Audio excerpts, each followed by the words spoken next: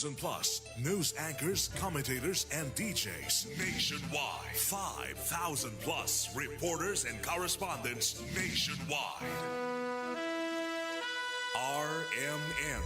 Radyo Mo Nationwide. Ang totoong nationwide news network sa Pilipinas. Sa Surigao, DXRS 918. Tatak, RMN. Radyo Mo Nationwide.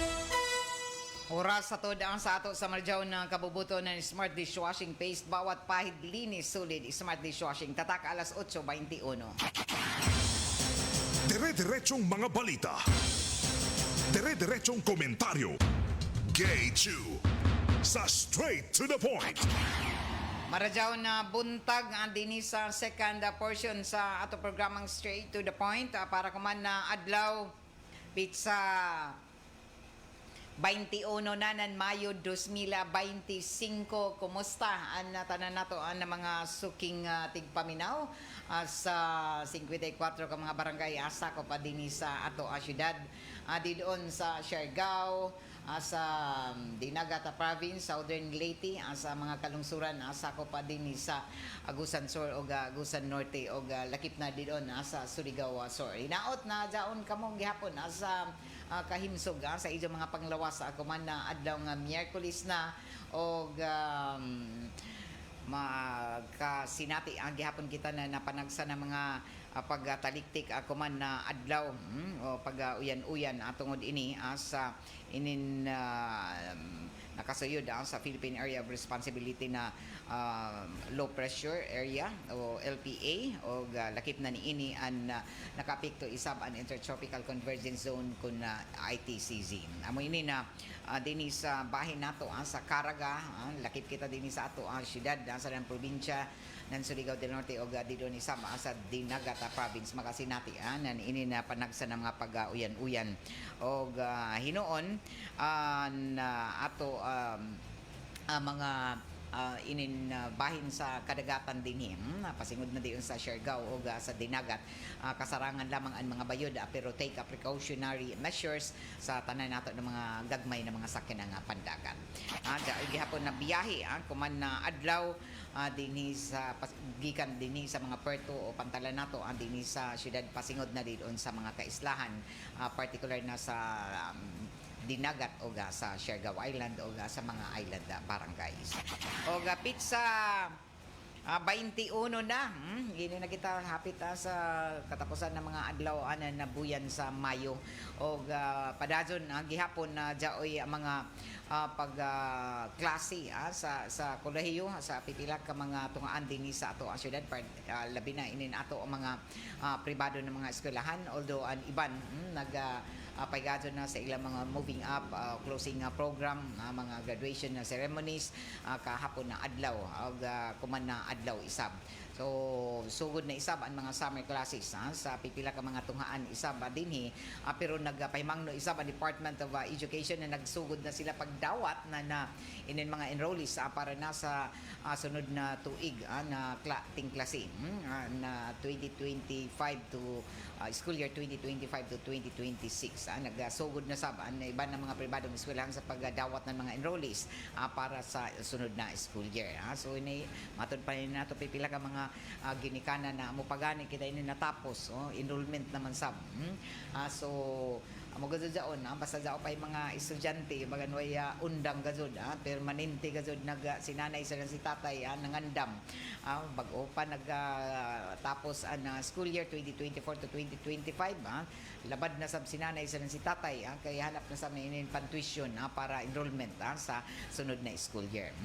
o gani noon sa DepEd may bayad magpa-enroll ka kuman basta lamang sadyo ka mo magpalista pero di gud kalikayan na jaay gihapon mga paginahanglanon na kinahanglan gud pagawas ka gihapon ng kwarta mangandam gihapon kay may mga taglaong pa kontribusyon para sa atong mga kabataan, mga voluntaryo na mga contribution pareho ng Red Cross kung wayay magsagop sa atong mga kabataan para sa mga membership insurance sa ato mga kabataan o pay bayran nun sa ini na Boy Scout, Girl Scout o iban pa. So ini amoy isa sa mga taglaong pa dili man hino voluntary raman ini, di man pugson ang mga ginikanan nan ini, pero pinaka-importante sab ini para sa inin safety o kasiguruhan labi na sa ato mga kabataan, inin ato mga tinun-an sa elementarya o high school, bisan pa sa kolehiyo.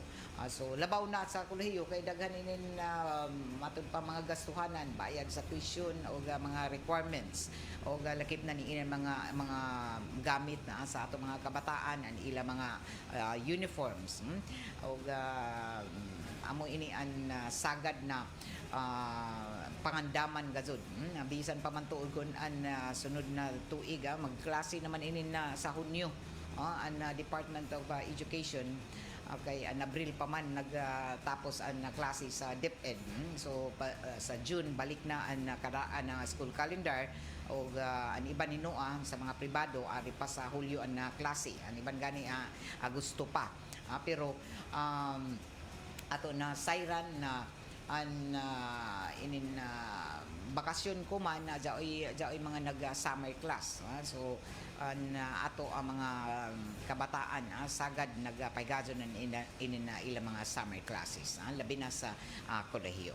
Alas 8:26 na oras sa tuda sa ato sa Marijaw na kabubuton anan unique maximum toothpaste inin na ato ang programa taga-palijuhan isa ba sa ato ng Philippine Charity 66 office ko na PCSO. Ato na sayran ang mga kaigsuonan na subli na isab, naghimo na pamahayag ako man na ato kagamhanan kabahin na ini sa pagpaningusog nila sa matud pa paggukod na ng mga abusado na mga bus drivers labi na ini na mga matud pa nakainom o kaha ini na mga nakadruga.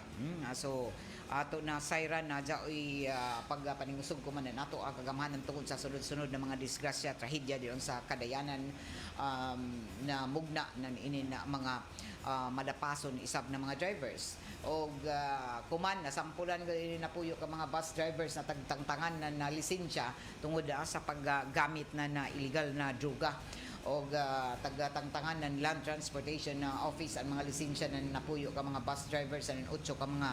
conductors gikan sa mga nagunang bus companies sa atungod sa pagpositibo sa paggamit ng illegal na druga samtang sila nagabiyahe. O sumaya pa ng Land Transportation Office na tagapatuman lamang nila nakabutang sa ato balaod, labi na sa Land Transportation Traffic Code na nagbawal sa bisan sino na mga nagmaniho na mga drivers ng mga sakyanan na mugamit ng illegal na droga. Dili lamang siguro sa mga pampublikong sakyanan kundi takip na sa mga pribado. O sumaya pa na kuman na bag-o na puyo ka mga bus drivers unom ka mga konduktor ang gikan sa inin Victory Liner bus nagpositibo sa illegal na droga samtang ang duha ka mga konduktor ang gikan sa Solid North Transport. Tagabutyag kuman na ang mga ini matud pa dili na gajud makakuha makaangkon na ninin mga lisensya sa pagmaniho. Disqualified na sila, diskwalipikado na mag-apply ng ilang mga driver's license for kung ano ini mo ini tinuod na forever, matud pa di na gajud sila makaangkon na uga di natugutan na mag-drive. Tagabutyag pa na ini di na makakuha pa sa maka-apply ng ila mga driver's license o kung ato lay kahinduman na tagpalapdan, tagpaningusgan kuman ng Land Transportation Office ang mga security measures sa human ang pag-arang anan inin mga na itala o na lista ng mga aksidente diyon sa karsada na gikamatay ng pipila ka mga biktima o mga pasahero. So ini isa sa mga advokasya sab kumanan na ini na ato kagamhanan na palapdan o matud pa maminusan man lamang ang mga trahedya dito sa kadayanan kay Luzon, Visayas, Mindanao bagan kada adlaw jaoy mga nangahuyog sa pangpang, jaoy mga nangadisgrasya didon sa mga nagunang kadayanan o daghan ang mga nakalas na mga kinabuhi o ini resulta sa ini napipila isab ka mga malapason ang mga abusado ng mga driver samtang sila nagmaniho pagmaniho og didon na pamatud-an isab na inin iban naggamit gazud ng illegal na druga sa iban sab ay abusado ra gazud lamang bisan kun sa kadugayon nila nan ila pagmaniho pero ni gazud sila maka himo na ini mga salao diyon sa ila pagmaniho labi na sa waya pagtuman sa mga balaod at trapiko og ini ang taga Butchag na daghan sabi mga na mga motorista na ini nakaubos sa ilim ng makahubog yung probinsya sa ilim ng makahubog na nag-drive og unta ini amoy himuon isab na istrikto isab na pagpatuman dili lamang kuman ang dili relihiyoso na permanentihon anan ato kagamanan labi na sa mga hintong siya pareho na ato mga na LTO na ato ang mga traffic ato mga traffic enforcers o sa mismo sa ato mga otoridad kay kung mapasagdan ini kay bisan gani kun ay mga traffic enforcers daghan pa manggihapon ang permanente na maglapas na ato balaod trapiko so kung dili ini istrikto na mapatuman nan permanente gazud adya ay mga matud pa mga disgrasya o adya pay mabiktima sa inin na kalapas o inin na mga tungod sa abuso anan inin ato pipila ka mga motorista. Samtang sa dugang pa nato na mga impormasyon na na balita taga-una anay kuman nato gobyerno ang paggukod og matud paggukod sa mga kurakot na mga rice importers and smuggling syndicates sa dili pa ipatuman ang 20 pesos sa kada kilo ng bugas. So maya pa ni Presidente Bongbong Marcos Jr. na amo na tunga-tunga sa isa termino an 20 pesos kada kilo ng bugas an dili pa ini kaya na ipatuman nandiyato na primero ng mga tuig sa isa administrasyon o taga Butchag pa na nagunang rason sumaya pa sa pagtaas gadto na presyo sa bugas tungod isa ba sa grabe na importasyon o smuggling nagpamatuod sumaya pa ni ini og na proibahan tungod sa mga taghimo ng mga raid sa naglain-lain na mga warehouses ang kundiin naka na butang jaon dilong gipantago ang mga bugas og tag-angkon kuman ng ato administrasyon nan mismo ng Presidente Marcos na ang rice importation himong talamak grabe ka jud tungod sa inin taglaong pa paglambigit na pipila ka mga opisyal na mga kurakot sa gobyerno na waya sa magtan-aw sa presyo na inin humay o sa tagkita o income na inin ato ang mga mag-uuma og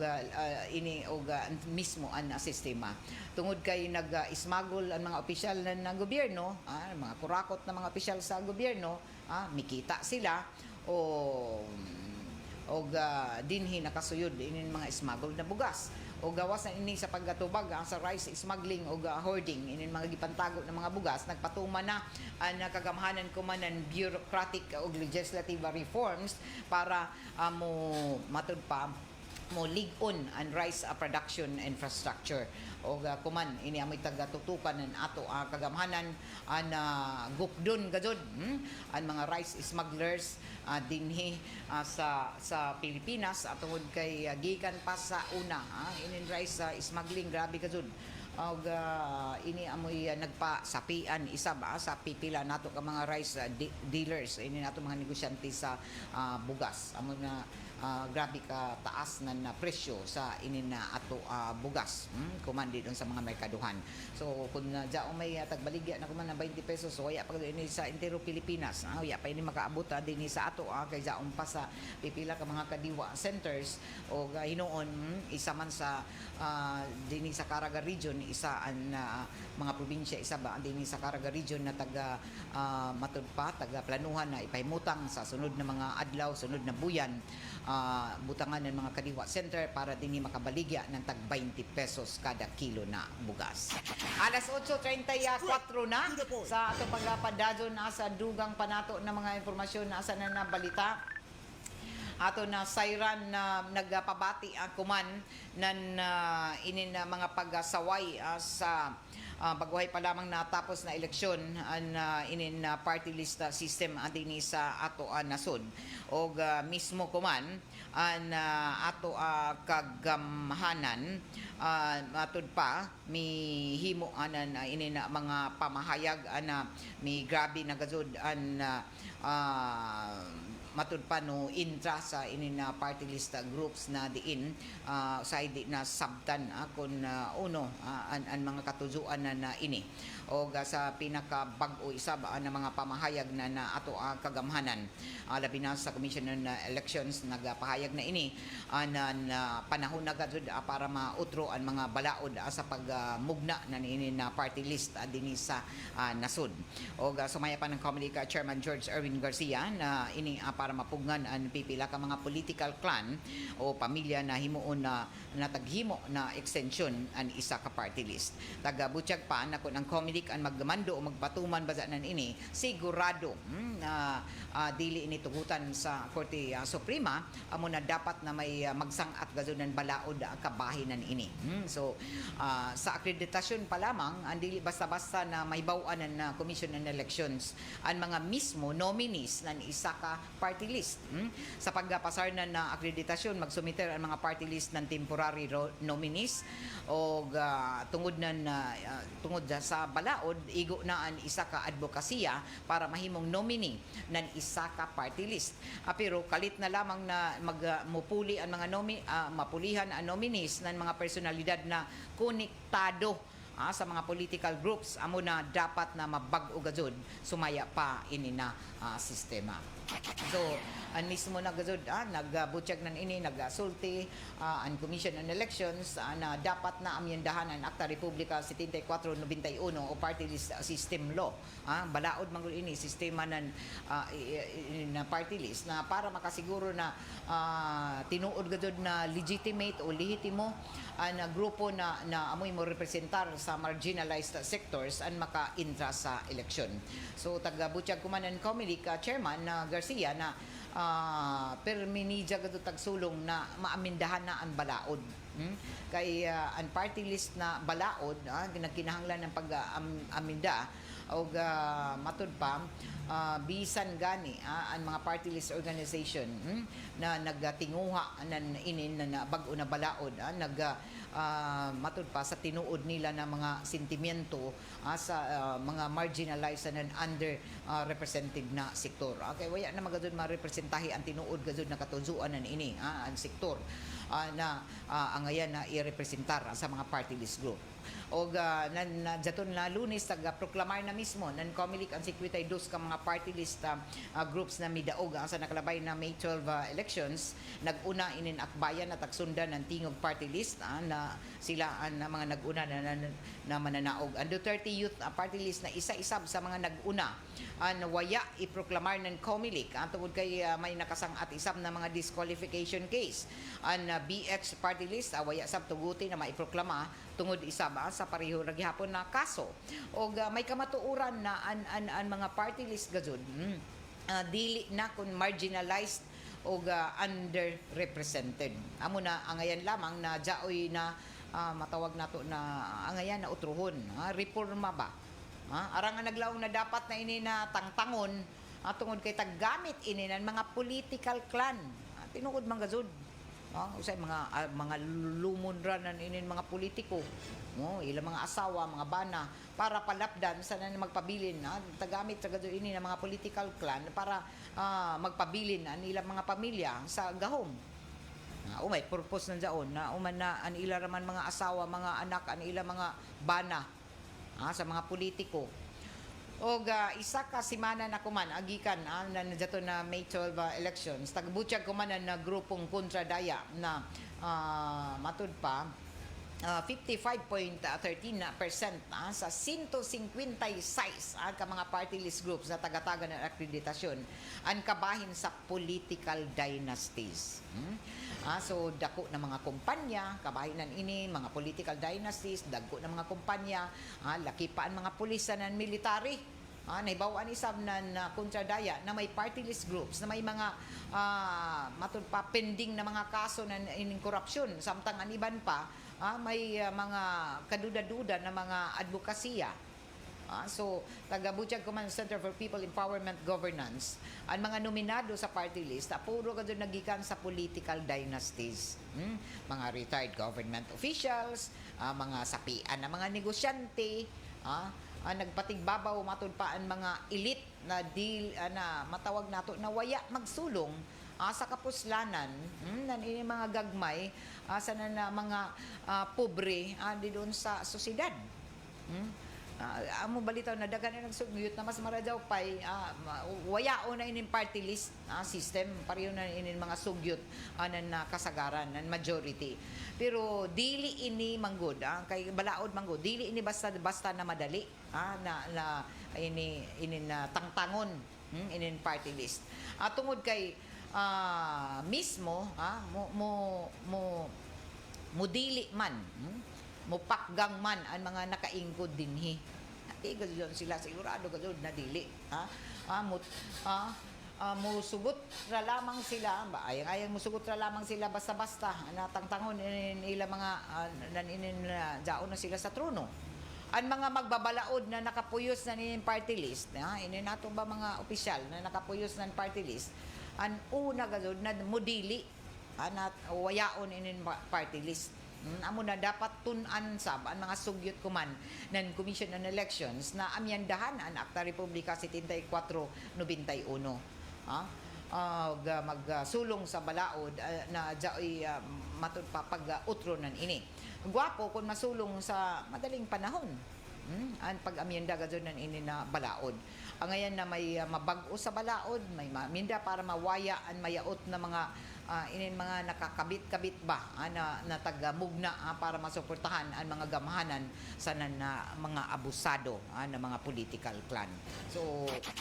kung dili ini matud pa mariporma o kaha dili mamyandahan ang balaod nan magpabilin gazon na jaon nagyapon inin mga nakakabit-kabit na mga matud pa na lambigit sa inin ato mga opisyal kay kasagaran gazon matud pa panahon na ini na sistema ang ngayon gazon na baguhon. So waya manggod ini arang gazon nag matud pa arang naka-obserbar na waya na gazon masunod ang katujuan waya sa inin katujuan na sakto kung uno na namugna inin party list system law. So matud pa nakalimtan ang tinuod na purpose o tumongnan ini na unta sulong sa kapuslanan kapuslan nan inin mga pobre sa mga gagmay nato na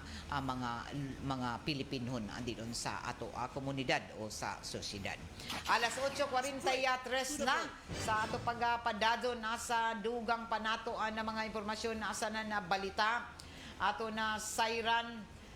na dili atugutan ko man an matud pa tamod nan waya respeto sa Pilipinas og matud pa dili tugutan ko man an ato kagamanan ang bisan uno na act of disrespect kontra nasa soberenya nan Pilipinas. Ini ang kusganon asa na maisugon na tagapahayag kuman ni Presidente Bongbong Marcos Jr. Sa kasaulugan ng ika-127 na anibersaryo ng Philippine Navy sa Subic, Zambales. Og sumaya pa na Presidente na wayay angayan na isurrender og dili angayan na inin bijaan og taga-Butchag ng Presidente na idadyon ng ija administrasyon ang paghatag nan inin paghatag na proteksyon sa maritime zones na Pilipinas na ipatuman ang maritime rights na nasubay sa international na balaod o international law. Taga-Butchag pa ng Presidente Marcos na ang kaimportante ng international law o balaod na pang-international ang matud pa ini ang nagrespeto na Pilipinas tungod sa commitment isip miyembro ng international community. O taga-siguro isab ang kumanan na Presidente na anisa administrasyon determinado sa pagsiguro ng future ready ang armadong kusog sa Pilipinas o AFP. O taga-pasidunggan isab nisa ang ang papel ng mga Navy sa pagsiguro na plastar o matud pa hapsay na himong eleksyon kuman na tuig tungod sa pag matud pa pag-atabang ni ini sa mukabat libo kapin na mga personahe. Sa taga-Paygazon na nagtipon taga-hatagan ng duha ka mga bag-ong naval assets na BRP Miguel Malvar sa ng BRP Albert Magini ang Philippine Navy. Alas 8:45 na sa ato pagpadadyon na sa dugang panato ang mga impormasyon sa nanabalita. Taga-Butiyag isab na Philippine Air Force na dili nila konsentihon ang bisan uno na klase ng sadyok na mga pamatasan o misconduct sa ila hanay. Inidungan sa migawas na mga report na may mga tag-as na opisyal ng militar na nakusahan ng sexual assault na duha ni labi na sa duha ka mga junior officers. Bisan kun wayay taga-panganlan ng mga opisyal sa amo ng mga report at kumpirmar ng Philippine Air Force na may susama ni ini ng mga kaso na kasamtangan na taga-imbestigahan kuman sa General Headquarters ng Armadong Kusog sa Pilipinas, subay sa taga-patigbag pa-implementar na mga guidelines na proseso. O matud pa nagdumili na isab an PAF na maghatag ng dugang pa na mga pamahayag kabahina sa ininahisgutanan para matud pa maproteksyonan ang integridad ng investigasyon sa and privacy ng mga nalambigit na mga opisyal. Sa pamahayag taga-Butiyag isab sa taga-paklaro ng Philippine Air Force na padadyon nila na pag-asaad na ipabilin sa pinaka taas na matud pa level anan inin pagdisiplina, professionalism sa ang pagtahod sa ila mga ginsakupan. Sa ato pagpadadyon anan inin nato ang mga impormasyon na sa balita ato isab na sayra na tag-awag kuman ni Senadora Loren Ligarda ang Commission on Elections na matud pa sa publiko ang election na data para mas matud pa mo salig gajud ang publiko sa eleksyon o pinaagi sumaya pa sa pag-abri ng arang na mga impormasyon kabahin na sa mas sabtan ng mga Pilipinon kung taga-uno taga-uno o gi-uno sa pagbuto ng mga tao sa milabay na eleksyon. Sa tagrekomenda na pagpagawas ng election data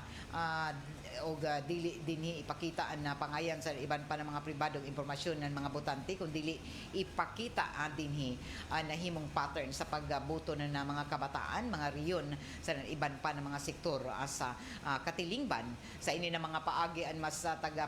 matud pa taga pailayuman ang mga isgutanan sa partisipasyon ng tanan samtang matun-an ng mga botante kung uno ang mga issue na mga importante sa mataga sektor sa nanlakip na sa mas makabuluhan sa ila ng mga balaod sa nan serbisyo. Taga-sugyot isab kuman ni Ligarda na palapdan pa ng Commission on Elections ang ila portal o website para maiban sa mas kasagaran pa ng mga voting data apariyon ng edad lakip na ni ini ang lugar ang matud pa edukasyon o giban pa o taghangi isab na dugangan iban pa ng mga importante na detalye kabahin na sa mga kandidato pareho na kun na sila ba ang re-electionist o unang beses na midyagan sa iban pa ng mga impormasyon.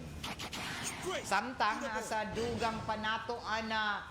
mga impormasyon o balita ato isab na sayran na mihimo isab akuman nan dugang na mga paghatag anan paningkamot isab na ato kagamhanan na palapdan pa na ilang mga proyekto alabi na ang mga paghatag ng pagpaluag sa mga nagunang kadayanan na sa Luzon, Visayas o Mindanao. Gikatakda na magsugod na sa sunod na buyan ang mga plano na rehabilitasyon sa mga nagunang dayan sa mga nagunang syudad isab din sa Pilipinas. Taghimo na kuman ng pamahayag sa Department of Transportation na Secretary Vince Dizon na lakip na ang mga personahe sa mga sa Department of Public Works and Highways o ang mga plano para na sa inin rebuild o pag-repair sa mga nagunang kadayanan. Taga-butyag pa na nagatigom na ang DPWH o Department of Transportation o para ini sa himuon ng mga target na nagunang mga proyekto sa pagpalambo sa mga highway o lakip na ang mga kadayanan dito sa nagsiot na Metro Manila. Una ng taga-butyag ng DOTR na ang rehabilitasyon ng EDSA ang kabahin sa hosting preparations na Pilipinas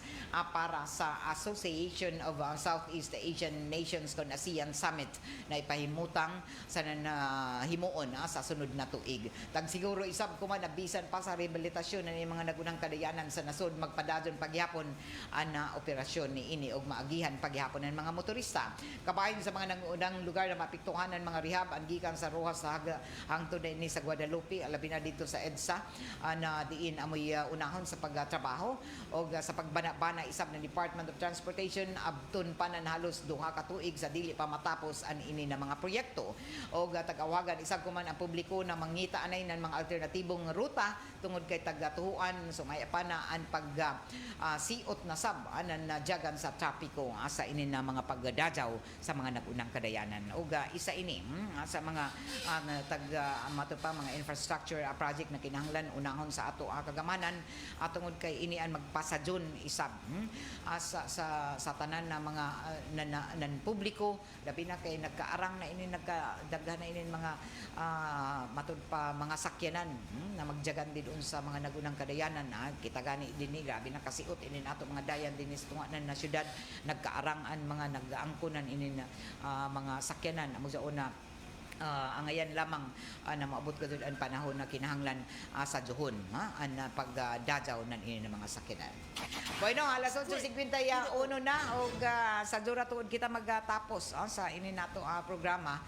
tungod kay ato sa patindiran na mga importante karadyo na mga panagtigom isa ba ako man na buntag. O good morning sa tanan ng mga nagatan-aw sa ato live stream sa Facebook page ng RMN na DXRS tangian na sunod nato na programa labi na ani mga paborito ng mga drama ako man na taod-taod o magkaduyom ini magkahapon ang iso mga paborito ng mga drama o lakip na kung nag-tune in kamo sa 94.1 IFM Surigao mo sunod na ang iso mga paborito ng mga huni o awit kaiba na ako diri sa control si J.O. Bataan o si Gerson Dudong Quijano di lang sa nanukad sa ato transmitter site sa barangay Sabang. Ako si Radyoman Gaydol Futsu. Salamat karajaw sa iso pagpamati. Straight to the point. Ito ang DXRS 918 sa Surigao City. Basta balik.